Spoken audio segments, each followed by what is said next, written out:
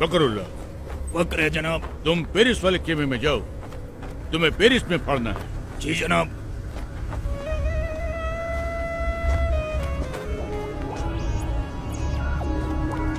फकरुल्लाह। फकर है जनाब। तुम अमेरिका वाले खेमे में जाओ, तुमको अमेरिका में पढ़ना है। जनाब। फखरुल्लाह। फखर है जनाब। वो तो हमको भी है, तुम पर। तुम हमारे साथ आओ, तुमको हिंदुस्तान में पढ़ना है। मुझे हिंदुस्तान में शहीद नहीं होना जनाब।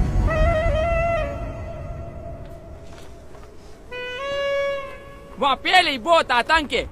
एक साथ 2 बम फट जाए तो दूसरे की खबर वही दबा देते, ताकि जनता में अखरोट पैदा न हो। अखरोट नहीं बेवकूफ,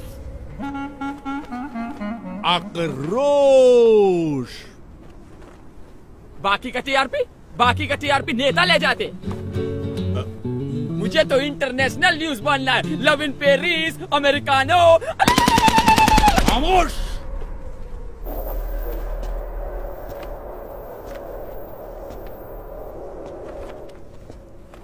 बदअक्ल, बदशक्ल, बेवकूफ, नामाकूल, गुस्ताख। इसके लिए तुझे अंग्रेजी सीखनी चाहिए थी, काफिर की औलाद।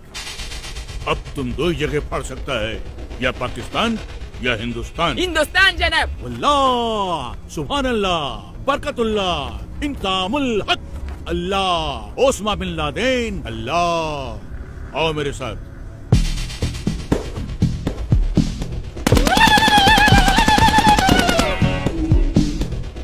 और एक बात ध्यान रखना, किसी भी मुल्क में जाकर पढ़ने के लिए सबसे पहले तुम्हें उस मुल्क के आम आवाम का एक हिस्सा बनना पड़ेगा, जिससे किसी को भी तुम पर शक न हो। इसलिए सबसे पहले मैं तुम्हें एक सच्चे हिंदुस्तानी जैसा बनाऊंगा, और सच्चे हिंदुस्तानी जैसा बनने के लिए तुम्हें हिंदुस्तान की तवारीख यानी कि हिस्ट्री और वहां की रवायत जाननी होगी, और वो तुम्हें मैं न नहीं बताऊंगा, ये बताएगा।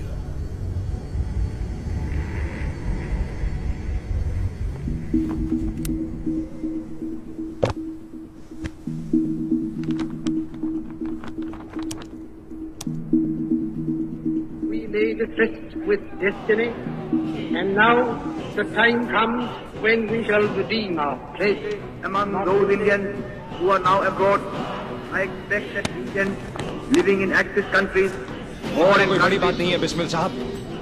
बड़ी बात तो ये है कि जिस्म से टपका हुआ एक बूंद खून आने वाली नस्ल के सारे खून में उबाला ला सकता है या नहीं। तेरी में हम बन के हवा का झोंका, किस्मत वालों को मिलता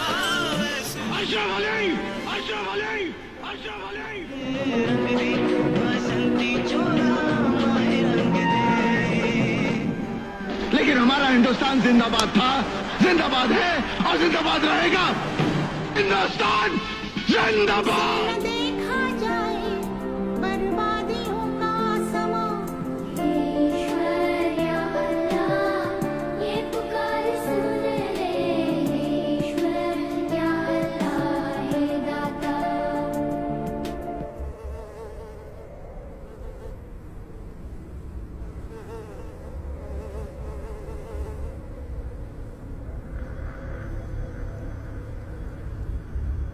सुभान अल्लाह, अब तो एकदम हिंदुस्तानी जैसा लगता है। कैसा महसूस होता है? एकदम इंसान जैसा।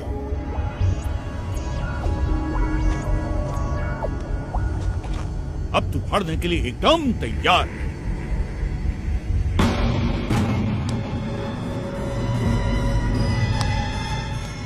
जाओ, अब फाड़ दो इसको।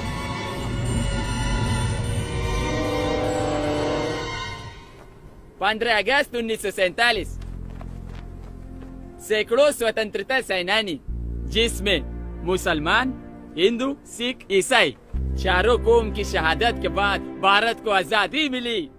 एक ही तिरंगे के नीचे खड़ा होकर हम सब ने मिलकर भारत का संविधान बनाया, जिसमें जितना अधिकार एक हिंदू को दिया, उतना ही अधिकार एक मुसलमान को, और उतना ही एक सिख और उतना ही एक ईसाई को दिया।